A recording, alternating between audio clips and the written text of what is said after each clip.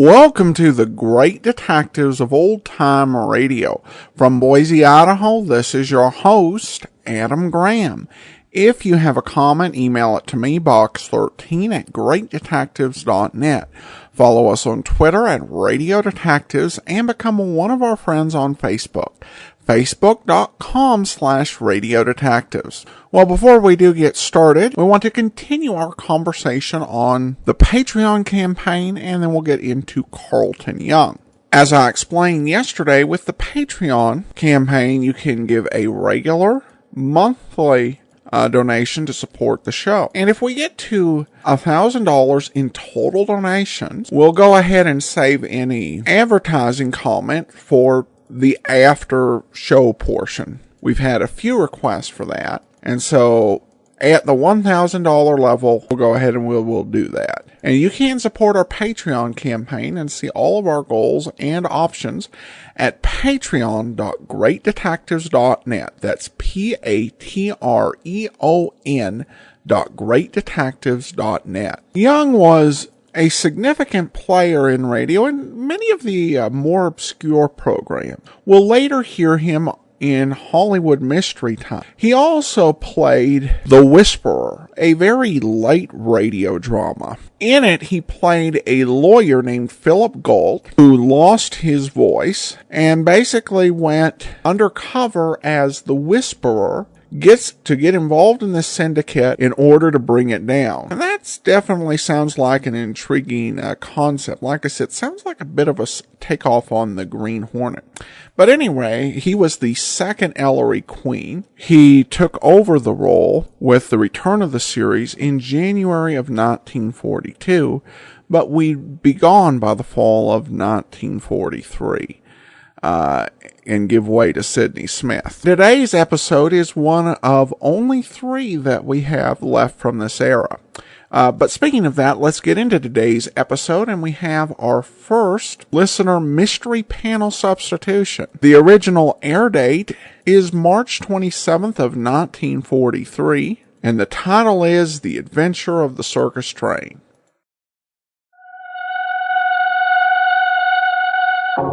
Bromo Seltzer presents The Adventures of Ellery Queen.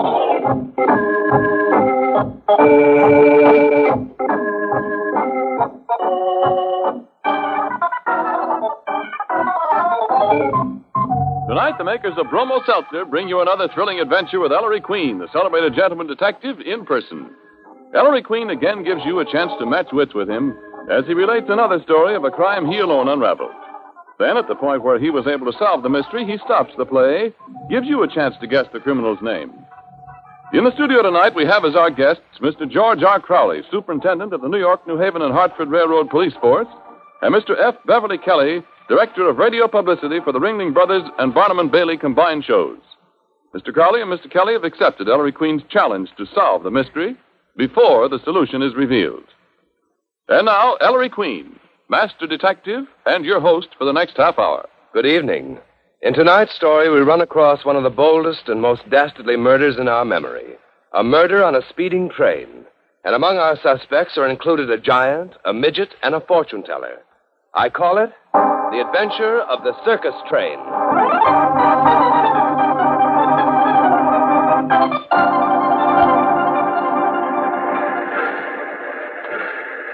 I'm sure glad this Chicago case is wrapped up, Inspector. Yes, Bailey, it'll be good to get back to New York. Ellery, got our tickets? Yes, Dad. Ever know Ellery to forget anything? Here's our Pullman. Oh, who's this? I'm the station master. May I see your ticket? Oh, what's wrong? What's up? Sorry, Mr. Queen. The Army's requisitioned all available space on this train. Your reservations are canceled. Oh, dear. How about the next train, Station Master? Well, the earliest accommodations available are on the special section of the 11:59 tonight, Mr. Queen. It has 3 compartments left. We'll take 'em. I'd better tell you about it first, sir. That section's carrying Marco's Mammoth Show, the Midwest Circus outfit. Oh, that'll be fun. You mean we have to travel with tigers and elephants and get sawdust in our hair? Not quite, miss. Your accommodations would be in the end car. It's an all-compartment car with a small lounge and bar at the rear. Mr. Marco himself travels in that car, and his business manager, John Brady. Well, we certainly don't object to traveling with Mr. Marco and Mr. Brady, Station Master. But they're not the only ones in that car, sir. Look, if I got to double up with a talking snake, I'll walk to New York. Who are the others? Well, there's Goliath. He's 8 foot tall. Goliath, the circus giant? Yes, miss. Then there's Captain Pinky. He's a midget. Madame Zara. She's the circus fortune teller. They're nice folks. Been with Marco's circus a long time, but I thought I'd tell you. Henry, ever since I was a kid, I've had a yen to travel with the circus. What do you say? Well, we don't mind one bit, station master. Okay, Mr. Queen, I'll fix it.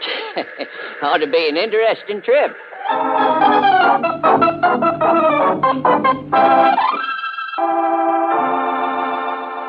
Why, this is solid comfort. My, this lounge back here is awfully cozy, Ellery. Yes, we should be pulling out soon, Nicky. Mr. Marco, I hope we're not putting you out in any way. Oh, can't expect normal conditions in wartime, Inspector. Edward? Yes, sir. Edward, set him up. Yes, We're having a little celebration, folks. Well, in that case, maybe we ought to get out of the lounge and go to our compartments, Mr. Marco. Yes, we don't want to spoil any plans you have. No, I won't hear of it. Be mighty proud if you'd all join me, in fact. Well, I'll do it. Oh, John. Yes? You say, did you tell him all about it? Oh, I left the telling to you, Mark. Folks, meet John Brady, my business manager. Howdy, folks. And this is Long Joe Stebbins, professionally known as Mr. Goliath. Hello. Hi, Mr. Goliath. Madam Zara, the smartest crystal gazer under the big top. How do you do? And Captain Pinky, 44 years old, and you can put him in your vest pocket. Any friend of Mark Marco's is a friend of mine. Edward, pass the flowing bowl, pass it around. Thank you, Edward. Well, you three must be wondering what this is all about. We are. As you know, I've been in show business over 50 years. Well, Mark Marco's getting too old to run a circus. I know, but I am. Needs younger blood. So I've just sold Marco's mammoth show to John Brady here. Yes, that's right. John, here's the bill of sale. Whole work signed, sealed, and delivered. Well, thanks, Mark. And here's my advance payment in cash. $30,000. Oh, Boy, thunder, Goliath, will you look at that? 3 $10,000 bills. I ain't never seen so much money, Captain Pinky. Money means trouble.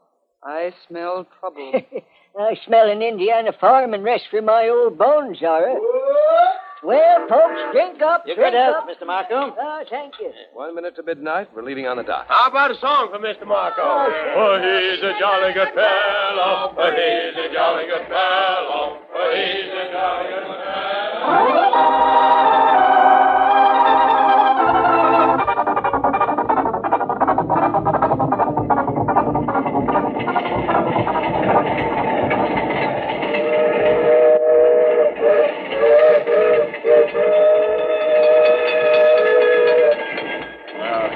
Getting pretty late, Maestro. How's about we hit the hazy ways? I suppose we may as well, Sergeant. What's bothering you, Ellery? Why do you want to come out here on the front platform of the car? To clear my head, Dad. There was an atmosphere in the lounge I didn't like. You mean them expressions of gimme on the faces of the giant, the midget, and Madame Zara? Oh, that's only natural, son. These circus people don't see $10,000 bills every day. Not only circus people. Gentlemen, sir. What's the matter, Porter? I was just cleaning up my bar in the lounge, sir. Yes? I gets the bell signal from Mr. Marco's compartment. Spit the pebbles out of your mouth, Edward. I rang his bell. There's no answer. I tried the door. It was unlocked. I opened the door and I saw... Speak up, Edward. I saw... The man's scared to death, Dad. Let's go see for ourselves. Come on. Here's Mr. Marco's compartment. Dad, look. Marco. His head. Bashed in. Murder.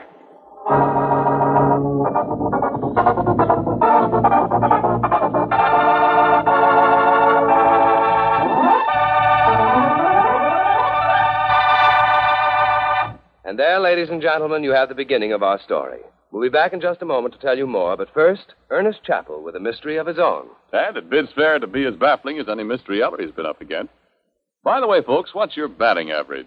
Mrs. Neil E. Jarvie of Lakewood, Ohio, is frank to admit that she and her family haven't piled up a very imposing score of correct deductions, but she says they still get a big kick out of trying to decide who done it.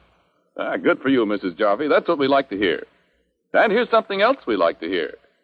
But suppose I let you folks have it in Mrs. Jarvie's own words. She right? We're never without Bromo Seltzer in our home.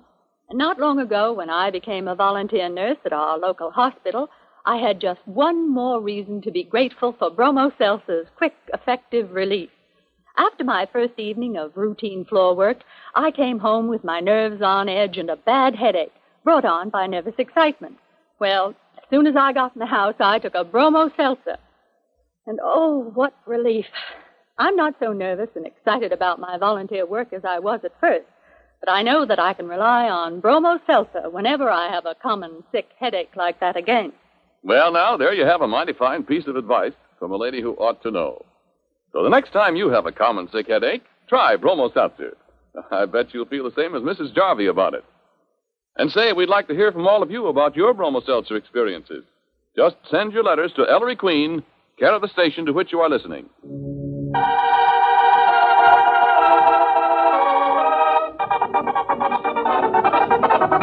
And now, back to our story. It's a short time after the discovery of old Mr. Marco's body. The car has been locked, front and rear. Nicky has been awakened. But, Inspector, how did it happen? That's what we've got to figure out, Nicky. Ellery, Veely, and I were standing on the front platform from the time the party in the lounge here broke up. And we know no one from the forward cars came into our car or left it. And the two conductors were sitting at the end of the lounge near the rear platform, Nicky, checking their tickets. And both conductors say no one got into the car through the back. So, Mr. Marco must have been murdered by someone in this car. That's the size of it, Nicky. But who? Which one? The two conductors alibi each other, and they both alibi the porter. So the killer must be one of the four circus people. That nice old man. Why? Don't you remember Brady handing Marco three $10,000 bills in front of our eyes, Nicky? And they're not in his wallet now or anywhere in Marco's compartment. He was bumped off for that $30,000, Miss P. Killer probably rapped on Marco's door. Marco let him in. Visitor assaulted the old man, stole the money, and left Marco for dead. But he didn't die right off. He managed to reach the porter's bell and ring it before dying. What was the weapon, Inspector? A man's shoe. What? Yes, a shoe. A shoe big enough to ship freight in, Miss Porter. A man's shoe. Size 22, Nicky. Size 22. But a shoe that size, it must be the giant. Goliath must have killed Mr. Marco. And used his own shoe, Miss Porter? And to top it off, left it in Marco's room for us to find? No killer would be so simple-minded, Nicky. The big boy's being framed. Only question is, by who? Well, Dad, we better start asking questions. Yes. Billy? Yeah? Call them out of their compartments one at a time. While we're tackling each one, you search his compartment for that dough. Okay, Inspector. Well, son, this case is a cinch. Marco was killed for the $30,000. So when we find the cash, we find the killer.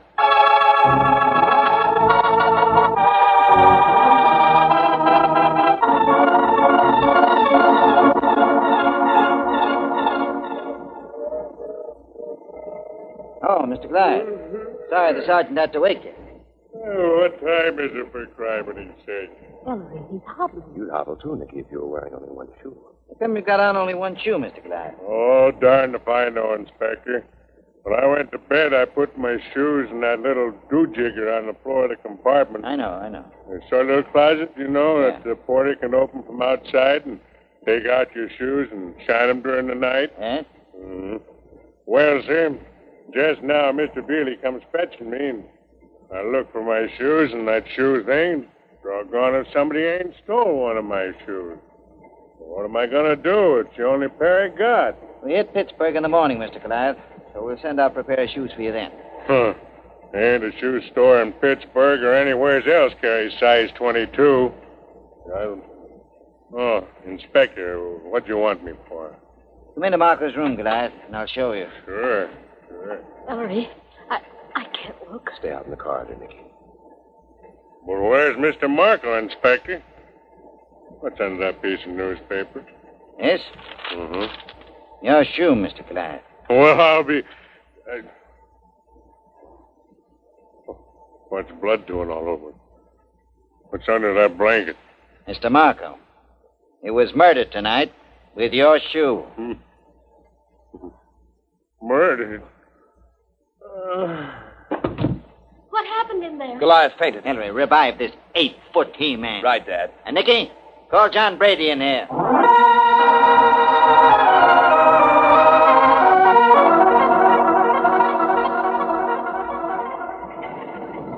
Here's Mr. Brady, Ellery. And he's hobbling, too. Somebody stole one of my shoes. From your shoe compartment, Mr. Brady? That's right. I found 2 shoes in it, all right, but one of them's a woman's. Here, look. Hey, what's going on? Hey, Mark, you in there? Just a moment, Mr. Brady. Nicky, is this woman's shoe Mr. Brady just found in the shoe receptacle yours? No, Inspector. It must be Madame Zara's. Nicky, you better go fetch the Zara woman. All right. Suppose you go in now, Mr. Brady, and see Mr. Marco. I don't get all this. Marco. Put the blanket back, Ellery. Right, Dad. But who? Why? The $30,000 you handed Marco tonight, Mr. Brady. That's why. Inspector, Madame Zara's hopping mad about her shoe, and I mean hopping. I don't care for jokes, if you please. Mr. Brady, is this your shoe? I just found it in my shoe compartment, and one of mine is gone. Let me see. Yes, Zara. That's my shoe. Here's yours. Thank you. What was I awakened in the middle of the night? Has anything happened to Mr. Marco? Why do you ask that, Madame Zara? Yes, of course. Mr. Marco is lying under that blanket. He's dead, isn't he? Yes, Madame Zara. Look. I should have warned him. You knew Marco was going to be knocked off? Before retiring, I looked into my crystal ball. It never lies. I saw an old man lying there dead.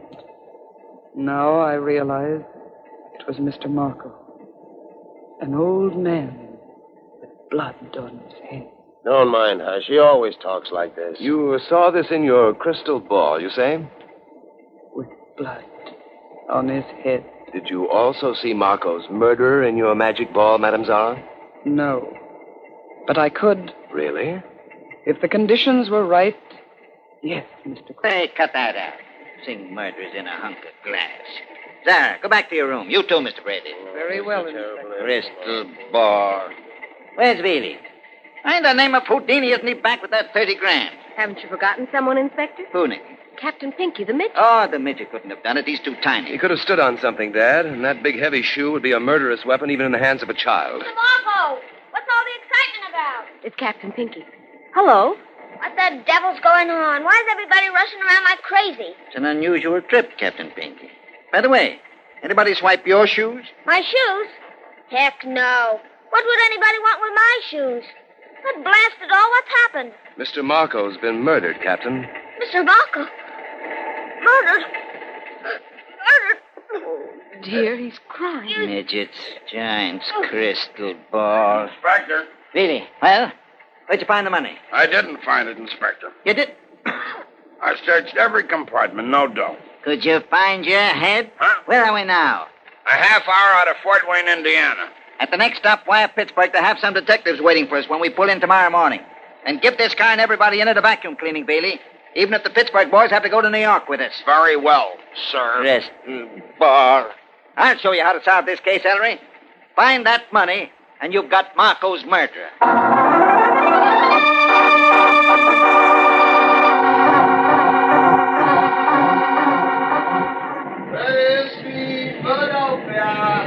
Philadelphia. Time's keeping Bailey and those Pittsburgh men. Still searching after 10 hours. The money must be in this car. Dad, I've got it. Where the money is, son? No, I mean the explanation for that shoe mix-up. Huh? Killer wanted a weapon that couldn't be traced to him. So he stole one of Zara's shoes from her receptacle. But realized it was too light as a weapon. So he rifled Brady's shoe receptacle. And then decided he wouldn't use either one's. He'd use Goliath's shoe. That would make a weapon. So he stole Goliath's shoe. And in putting back Mr. Brady's and Madame Zara's... He made a mistake and mixed them up. Inspector Queen. Yes? Oh, good night. How much longer do I have to walk around in my socks? I want my shoe. We're checking it for fingerprints, Mr. Glass. You'll have it back by the time we reach New York. Well, would you wash the blood off? Sure, Mr. Glass. Thanks, Inspector. Ellery, I made up my mind. I'm arresting Zara. Why Zara, Dad? She knew Marco was dead, the only one who did. How could she have known unless she bumped him off? Well, that is a puzzle, how she knew. Dad, she claims she might see the criminal in her crystal ball. Why not call her bluff? See whom she accuses. That's an idea. Okay, we'll try it. I have a hunch Madame Zara has something up her sleeve, and it isn't a crystal ball.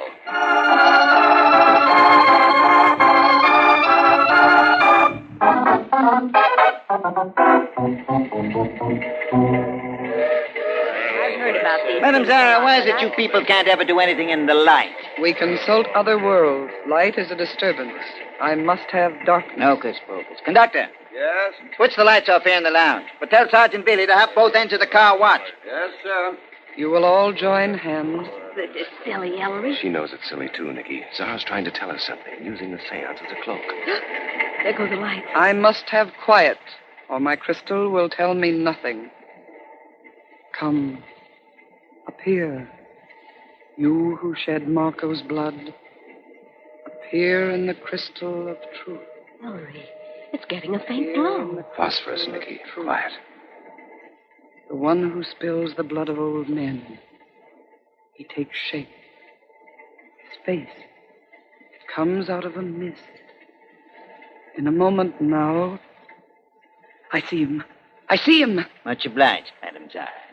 Who done it? The spiller of blood is... Madam Zara, why do you stop? Zara. What's the matter? Conductor, turn on those lights. Ellery, do you think she's... Here are the lights.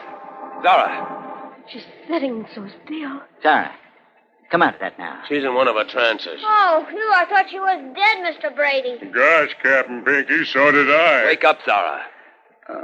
Thank goodness. Whose face did you see in that thing? I must not tell you. Not yet. Oh, and why not yet? The time isn't right.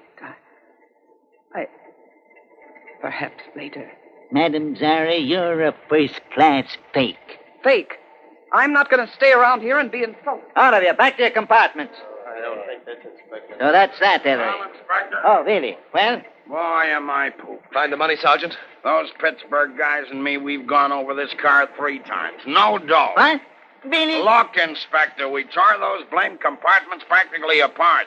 You saw we searched this lounge, the bar, the porter's pantry, the light fixtures, the radio, the Well, do you want me to go on? How about the people, Sergeant? Yeah, head to toe. Clothes, luggage, cigarettes. We even examined Zara's crystal ball. And we searched the 2 conductors and the porter, too.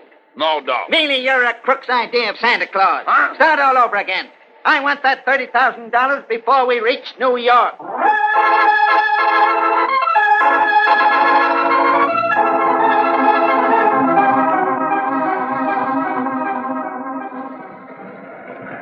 We're in. End of the line. Ellery, where do you suppose that stolen money is? Can't imagine, Nicky. Poor Dad. That must be the inspector's own squad waiting on the platform. Now, is everybody here? Yeah. Freddie, Goliath, Pinky. Where's Madam Hocus Pocus, that Zara woman? She isn't here, Inspector. But you must know we're in. The train stopped. What's you up to now? Really get her out here. Okay. Hey, Zara. Inspector. Nicky, don't look. Dead. Zara's been bumped off. Head smashed in with a crystal ball. Really, hold everybody. All right. Nobody leave. Oh, who'd have thought? But why, Madam Zara? It's clear now. We wondered how Zara knew about Marco's being dead. Don't you see? Zara must have spied on the murderer in the corridor last night. She must have seen the killer go into Marco's room with Goliath's shoe. And why didn't she tell us? Because she had her own axe to grind, Nicky. The seance was a veiled threat to the killer. She was warning him she could give him away if she chose. So that he'd split the 30 grand with her. But instead, he split her head open. Wait a minute. Of course. Now I see it all. We've been blind. Ellery.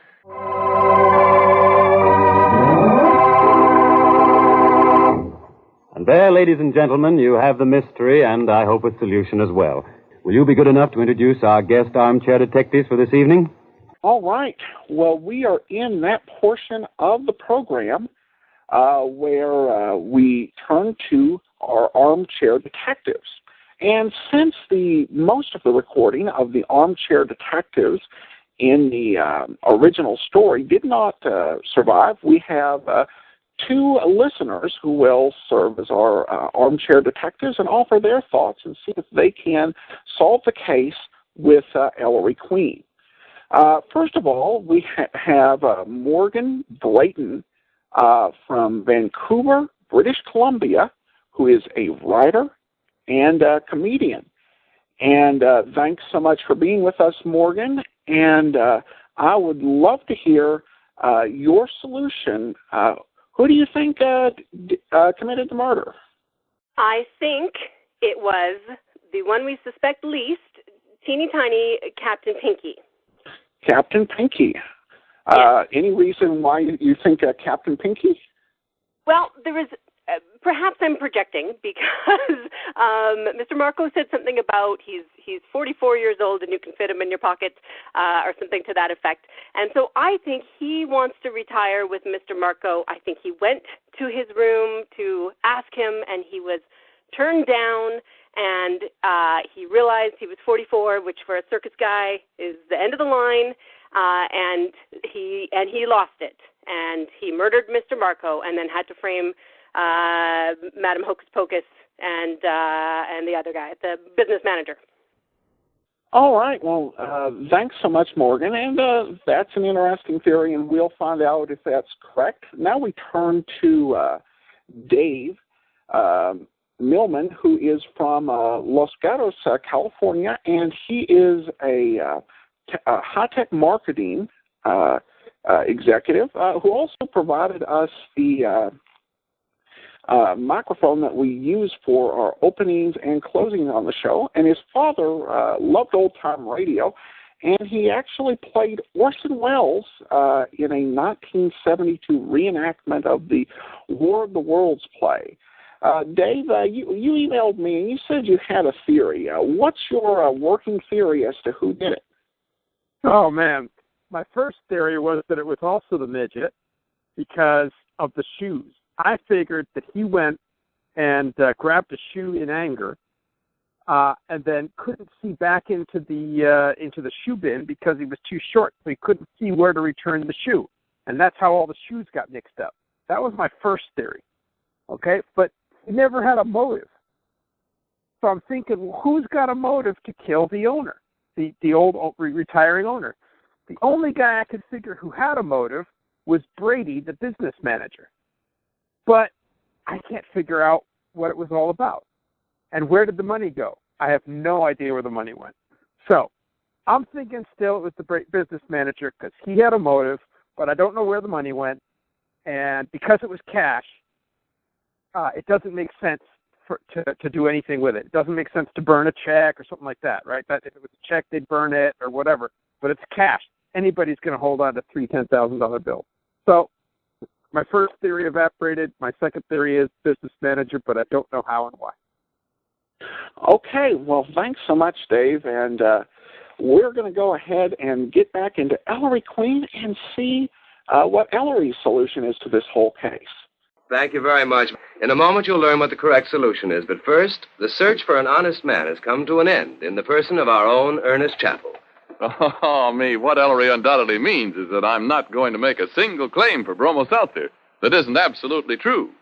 I'm not going to tell you that it'll do all your errands and finish your housework for you, but I do say there's just nothing better than Bromo Seltzer for common sick headaches. You know the kind, pounding head pain, jumpy nerves, upset stomach. Well, Bromo Seltzer fights headache like that 3 ways.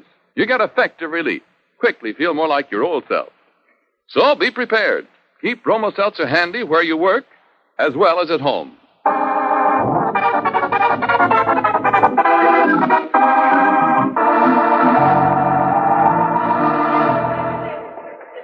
right, inside. Come on. Boys, no one gets in till this is over. All right, sit down, you people. Okay, Inspector. Here's the way this case stacks up. We know the killer wanted a weapon that couldn't be traced to him. So what did he pick? Somebody else's shoe. Mark that. Somebody else's shoe. So whatever shoe or shoes he stole last night belonged to innocent people, not to the murderer. Makes sense to me, Ellery. Hush, Nicky, I want to follow this. Whose shoes were stolen last night? Madame Czar's, so she's innocent. Mr. Brady's, so he's innocent. And finally, Goliath's, so he's innocent. Who's left who could be the guilty man? Only Captain Pinky. Captain Pinky, where'd you hide that dough? But I didn't kill Mr. Marco. Dad, haven't you left out one possibility? What possibility, son? That the murderer wanted you to think just what you do think. That the crime was committed by the one person whose shoe was not involved. He deliberately involved all the shoes but Captain Pinky's. He was framing Pinky? I'm afraid so, Dad. The big point of this case is one you made yourself repeatedly. That to find the killer, we had to find the money he stole. But we didn't find the money, son. And why didn't we? Because it wasn't in the car. But it was in the car, Dad. It had to be. Hurry, the car was practically demolished. Everybody and everything in it was searched. That can't be, Dad, or the $30,000 would have been found. Obviously, then, one place was not searched. So that place is where the missing money must be. What place? Where didn't we search, Maestro? Did you search the weapon, Sergeant? A wench? The weapon that killed Marco? Who'd ever think of searching the weapon? Exactly. That's what the killer figured, too. That we wouldn't dream the hiding place of the money was the very shoe which bashed poor Marco's head in. But, Ellery, what good did that do him? How could he expect to get hold of the money again? That shoe was a murder weapon held by the police. Therefore, Nicky, the murderer could be only one person, the owner of the shoe to whom it would eventually be returned. Eventually? Goliath asked for his shoe even before we reached Penn Station. And I just gave it to him.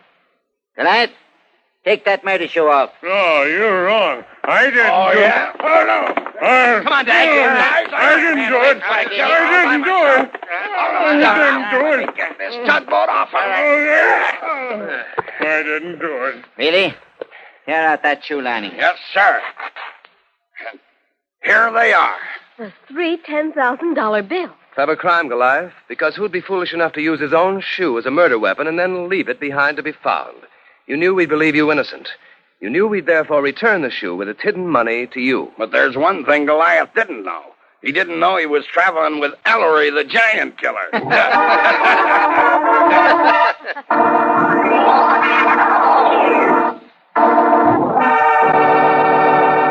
And there, ladies and gentlemen, you have the solution to the mystery. I want to thank Mr. George R. Crowley and Mr. F. Beverly Kelly for appearing as guest armchair detectives this evening. And we have for both Mr. Crowley and Mr. Kelly a personal gift from Bromo Seltzer, an autographed copy of my new mystery novel, There Was an Old Woman, just out this week, and a subscription to Ellery Queen's Mystery Magazine.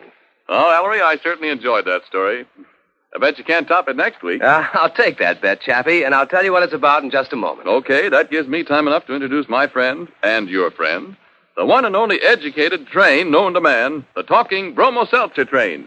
Fight headache 3 ways.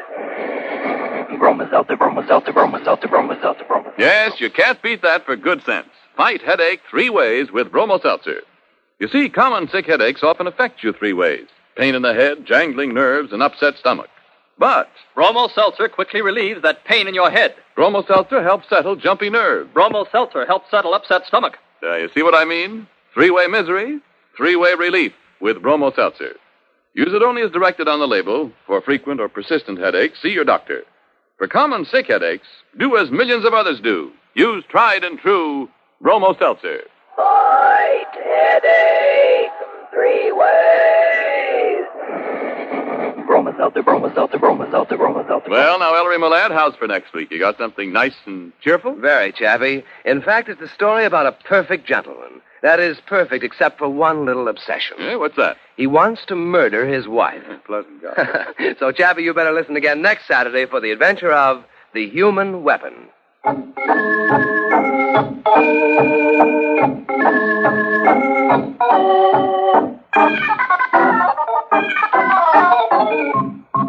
And don't forget the other great Bromo Seltzer show, friends, Vox Pop, the show that travels America. Next Monday, Vox Pop travels to Cheyenne, Wyoming, where Parks Johnson and Warren Hull will interview a flying fortress crew just back from bombing Germany. Consult your local paper for the time and station.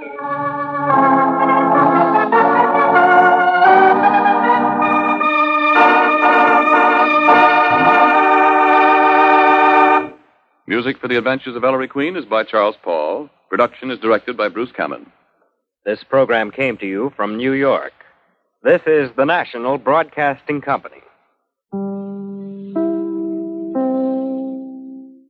I hope our substitute armchair detectives did well, but I have to say that I found the choice that was originally on there to be a very intriguing one. You have a railroad detective and somebody from Barnum and Bailey. That would have been perfect. So I'm sorry we missed out on the original segment. I hope you liked the substitute segment and that it was good. I'm sure it will be, though I'm recording this before we record that panel segment. The other thing I liked about this was the use of organ music. I know some people are never a fan of organ music on a Golden Age radio program. Well, some people love it. I can either take it or leave it. It kind of depends on how it was done. I like the use of the organ to kind of create this riff on the circus theme. Very fitting. All right, well, on to the Patreon individual rewards. Yesterday, we talked about the Rookie, Seamus, and Detective Sergeant level. Now we're going to talk about the Master Detective level, inspired by Nick Carter, and that's the $15 level. And this is for those who would like to know everything.